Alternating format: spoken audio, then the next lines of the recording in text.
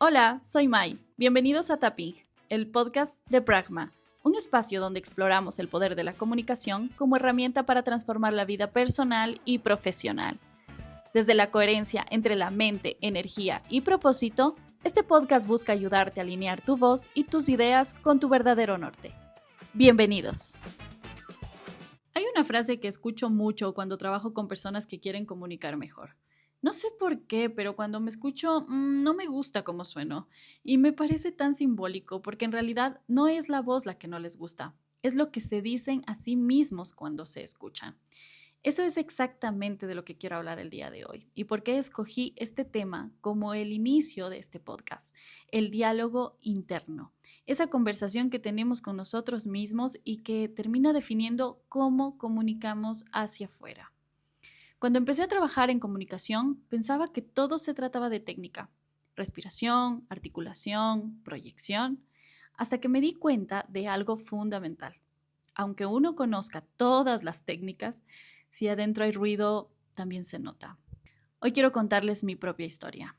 Cómo aprendí a escuchar mi voz interna, cómo atravesé momentos de miedo, culpa, duda, y cómo poco a poco fui transformando esa voz en mi motor y también en mi guía. Desde muy joven supe que quería comunicar. De hecho, mis papás dicen que fui parlanchina desde muy corta edad. Siempre me llamó la atención transmitir ideas, conectar con otros, hablar con gracia, generar impacto con lo que decía. Así que terminé mis años de universidad con grandes experiencias y expectativas, pero la vida me llevó por un camino diferente. Fui mamá muy joven. A los 24 años llegó mi primer hijo, Samuel, y con él la vida lo transformó todo. Ser madre me llenó de amor incalculable, pero también de miedo. Mientras veía a otros avanzar, sentía que me quedaba atrás. Mi voz interna empezó a hablarme bastante fuerte desde la frustración. Ya no vas a cumplir sueños, ya no vas a viajar, ni trabajar en lo que querías. Nadie te contratará sin experiencia y etcétera, etcétera. Me quedé de lleno a ser mamá, pero también a escuchar ese ruido interno. ¿Quiénes somos mamás jóvenes? Entendemos claramente de lo que hablo. Ese tiempo, sumado a las circunstancias de con quien vivía en ese entonces, empezó a generar una presión aún mayor. No tenía con quién dejar a mi pequeño para ir a trabajar y la presión de no aportar económicamente al hogar marcaba aún más mi voz interna, pero esta vez añadiendo algo de dolor. Cuando quise volver al mundo profesional para finalmente encontrar independencia económica y solucionar varios de los problemas, pues decidí dejar a mi hijo en la guardería, recuerdo, una guardería de una amiga, y empecé a buscar empleo. A los 20 días, mi hijo tuvo un accidente grave. Se fracturó el fémur derecho. Mi mundo simplemente se detuvo. La culpa y todos estos pensamientos de culpa se convirtieron en mis compañeros diarios. Por meses, mi mente me lo repetía todo el tiempo. Fue tu culpa, el dolor de tu hijo es tu culpa, por querer ir a trabajar, por no ser buena mamá, etc. Y claro, las voces internas a veces solo refuerzan lo que las voces externas también te están diciendo. Se alimentan de ello y también generan más sentimiento. La presión económica aumentaba cada vez más. Había que cubrir ahora también cirugías muy costosas y obviamente eso también era mi culpa. Fueron los meses más duros de mi vida, pero también el inicio de un despertar. Decidí cuidar a mi hijo a tiempo completo. Esta voz interna que me repetía continuamente que debía enfocarme solo en eso se mantuvo presente. En ese proceso llegó mi segunda hija, Amelia, decidí tenerla y fui mamá al 100%, me convencí de que eso era todo y ya estaba. Pero en el transcurso del tiempo y de su crecimiento mismo, esta voz volvía a sonar, no se apagaba y me decía, muévete, no te has rendido todavía, hay algo más. Busqué ayuda y empecé a tomar terapia. Aprendí varias cosas, pero entre las más importantes y que me cambió definitivamente la perspectiva fue que no todo lo que pasa o lo que pasaba en ese entonces era mi culpa.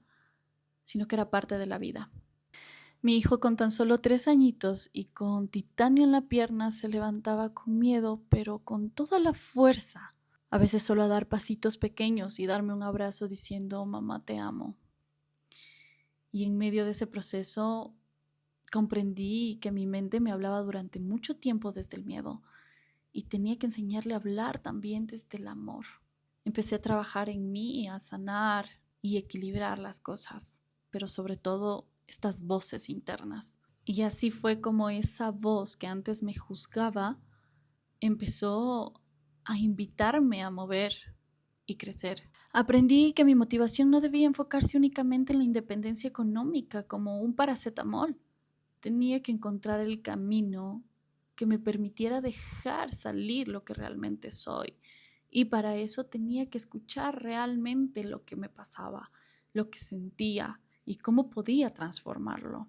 Fue en ese momento cuando nace Muscuna, mi primer emprendimiento. Una idea sencilla, pero llena de propósito. Reconocí mis miedos, mis dudas, mis bloqueos y decidí cambiarlos por oración, gratitud, metas alcanzables. Pensé que debía haber la manera de encontrar un negocio que me permitiera aplicar mis conocimientos en relaciones públicas desde casa, sin dejar a mis hijos nuevamente dentro del tiempo que obviamente me permitía mi rol de madre. Empecé en mi cocina mientras mis hijos dormían. Entre aromas, colores y noches sin dormir, hacía velas artesanales. Era mi terapia, mi escape y definitivamente mi oración en acción. Vendí mi primera vela y recuerdo que lloré de felicidad porque era más que una venta, era la prueba de que sí se podía hacer las cosas. Con el tiempo aprendí más y decidí incorporar jabones artesanales en mi mercado. Conté mi historia en redes y poco a poco la gente empezó a verlo.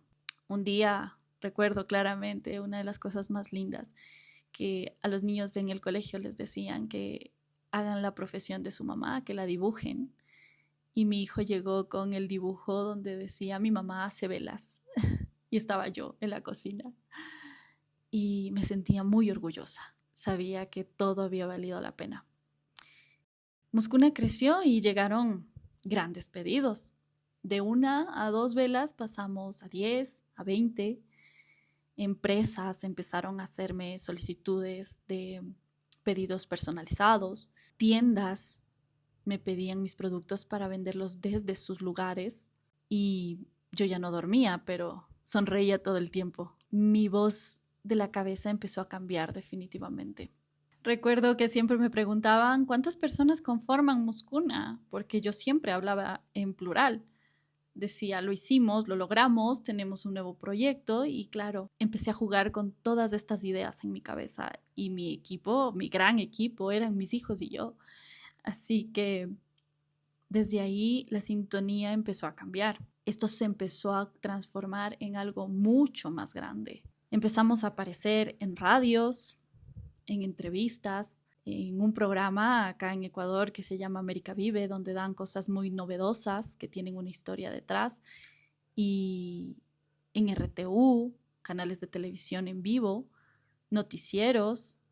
Así que fue una experiencia realmente maravillosa. Se supone que hablábamos de velas y jabones, pero en realidad dábamos un mensaje mucho más fuerte de resiliencia y amor. Un día recuerdo, me llamaron de una revista y me dijeron que quería que sea la portada de la revista, desde cero.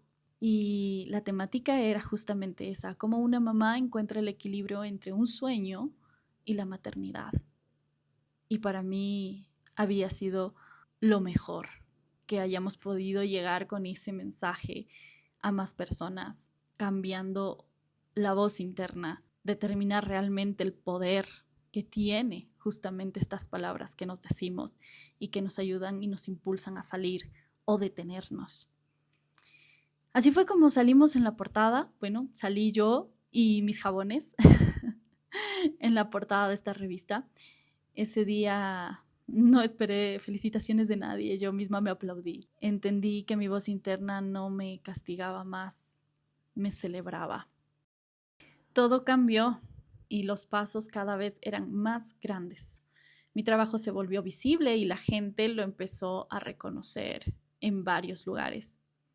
Tenía pedidos, recuerdo, hasta en provincias, que me tocaba ir los fines de semana y dejar paquetes y yo era la más feliz. Después una amiga me invitó a colaborar ya en comunicación política y empecé colaborando con ella justamente en toda esta gestión de relaciones públicas con su imagen personal. Trabajamos con mucho cariño, recuerdo, y poco a poco veía cómo se materializaba justamente los pensamientos que yo tenía hacia mí mismo, que era creer en mí. Ya no creía solamente yo en mí, habían más personas que creían en mí, que ya no era solamente una marca, una vela, sino que había construido lo que yo pensaba y sentía hacia mí. Poco a poco se van presentando nuevos escenarios y oportunidades y empiezo a trabajar directamente ya con el asambleísta Fernando Villavicencio dentro de la Asamblea Nacional en el área también comunicacional y relaciones públicas, donde desde un puesto de asistencia empecé a trabajar y gestionar, pero sobre todo a aprender de un líder que me enseñó definitivamente el poder de la palabra. Él obviamente marcaba una línea que yo no la conocía, que era este escenario político, pero la fuerza del mensaje y la importancia de decir las cosas con veracidad era un eje transversal todos los días trabajando con él. Yo era la relacionista pública, pero él era un orador de carrera, un periodista de investigación que me enseñó más que los valores, los contextos de la vida. Y en medio de ello aprendí a valorar también justamente esta voz que ahora me decía que estaba en otro lugar y que tenía que aprender a sobrellevarla. Era otro mundo para mí y sus consejos definitivamente también supieron guiar mi camino. En el mundo de la política me mantuve algún tiempo y la mente te va contando nuevas historias, de las cuales también he podido aprender mucho, algunas a silenciar, otras a conllevar de la mano y otras definitivamente a sustituirlas.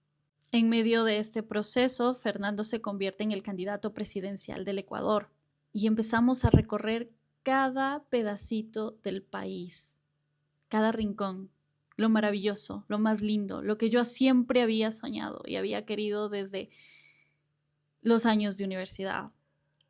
Poco a poco confirmé que la comunicación era una herramienta poderosa. No solo transformaba marcas, también transformaba vidas.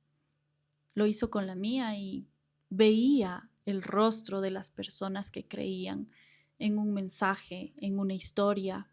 Cambiaba la esperanza de muchos. Lo recorrí todo y con cada paso reafirmé mi propósito. La voz interna no se calla, se entrena, se escucha, se transforma y se guía. Hoy miro atrás y entiendo que cada miedo, cada caída, cada no puedo, eran solo parte del ensayo de lo que sí podía lograr. Cuando transformas la manera en la que te hablas, transformas la manera en la que vives. Yo no apagué mi voz interna, la aprendí a escuchar. Y ahora esa voz es la que me guía, la que me impulsa y la que definitivamente habita en mí.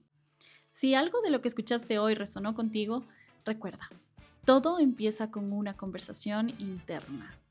Gracias por estar aquí, por escuchar y atreverte a escuchar también tu voz propia.